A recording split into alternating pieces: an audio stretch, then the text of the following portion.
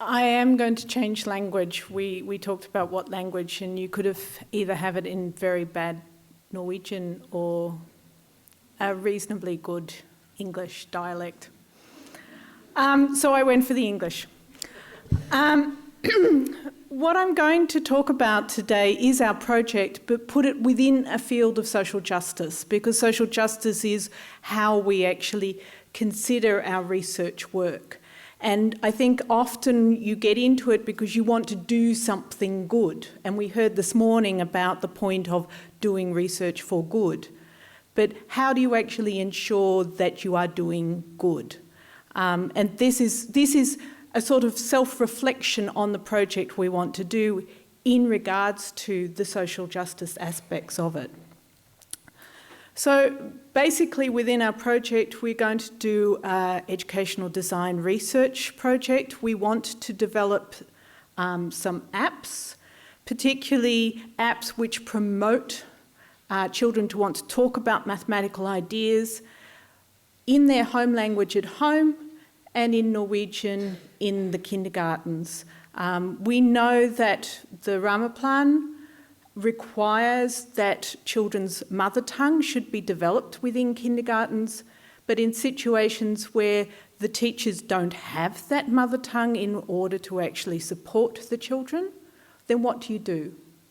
And one of our ideas is to use these apps as a way of causing a bridge between the kindergartens and the home, and seeing the parents as a resource which we can actually draw upon in developing these apps and getting feedback on these apps.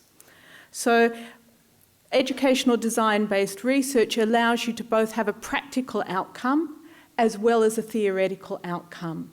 And so a lot of this research is new, and we need to have good theoretical understandings about what it is that we're actually developing.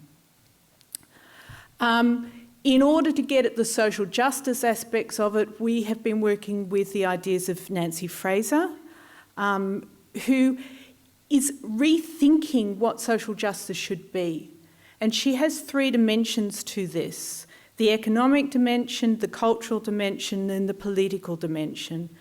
The what and maldistribution. So I was thinking today that we could say that Horviel has provided an equal number of toilets for men and women, but whether that is actually a good distribution for a circumstance like this, and how it actually affects one group of people rather than another group of people detrimentally, is the things that you need to think about when you are distributing particular economic resources.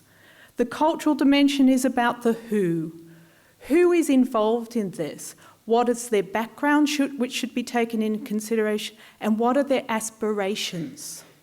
So what is it that they want from an education, for instance, for their children? The political dimension is about representation. Who is making decisions on whose behalf? And when we get into education, we actually think, well, the society is. The Ramaplan reflects society. But actually, not everyone gets to have a say on the development of the Ramaplan. There's good reasons for that. But there needs to be a recognition of that representation element. So, in regarding who we wanted to involve in our project, we needed to think about a combination of children, of parents, and of teachers working together. So those are the 3 pillars of the research work that we want to do. We are not going to develop these apps by ourselves. We are not going to be deciding on what should be in the apps or how the children should actually respond to them.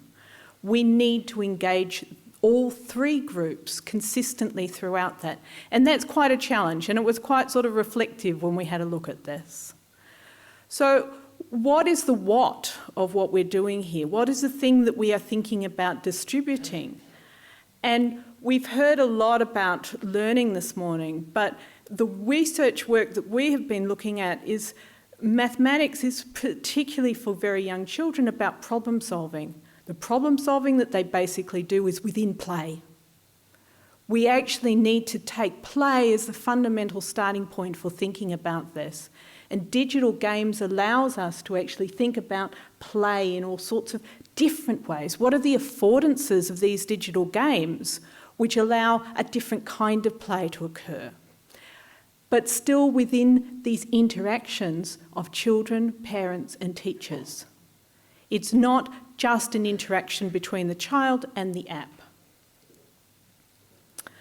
So we're now thinking about what we should do. How are we going to go about it? So we've got 3 sub-projects, and the first one is we want to identify the pedagogical strategies and the mathematics in digital games. What is which is already being done? And Dorota Lember's PhD has been developing a way of finding out from teachers and parents what their views of mathematics are as a starting point for discussions between parents and teachers, where mathematics is a vehicle for those discussions. And we want to build on that methodology for how to get at this sort of research. One of the things of seeing immigrant parents as a resource is that some of the research is actually saying that digital technologies are used much more within immigrant families than they are within people who come from the local community. And if you think about it, it is also because they are actually connecting to family and friends elsewhere. And that means that they have resources with app use that perhaps we can only find from talking to them and finding out their ideas on this. So there's a lot of making use of the resources which are already in the community, which is often disregarded. Our second project is to actually design and trial playful mathematical digital games with the parents and the kindergarten teachers in their interactions with the children. How are we going to do that?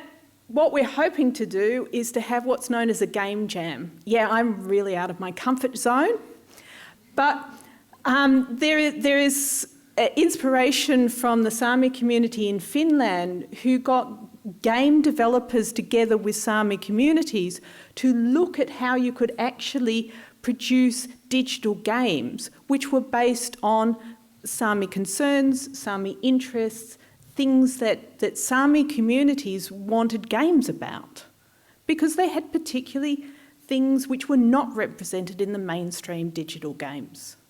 And I think that there is a way that we could actually involve parents and teachers with gamers to design games which would be of interest and locally based for particular circumstances.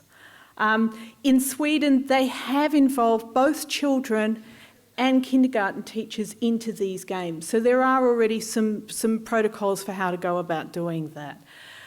But I'm not going to say that's going to be terribly easy. But if we're really concerned with social justice, we need to make sure and double check that all the people who are involved in a meaningful way. That it's not us coming in and saying, try this, we think this is going to be a good idea. So the third stage that we have is, okay, now we've got our apps, now we've got the development. We do know that we need to do some support materials to go with that. If we want these ideas to spread, if we want the apps to be used in the playful, meaningful way that we have envisaged in our head, then there will be a need to actually produce some materials. But again, we need feedback from the children, the parents and the teachers about what kind of materials are needed, in what format and how to do it. So those are the 3 stages of it. And I think that Nancy Fraser's idea of keeping in mind always the what, the how and the who is really important when we're designing research studies to ensure that it's not just our understandings of what is good which is being promoted here. So thank you very much.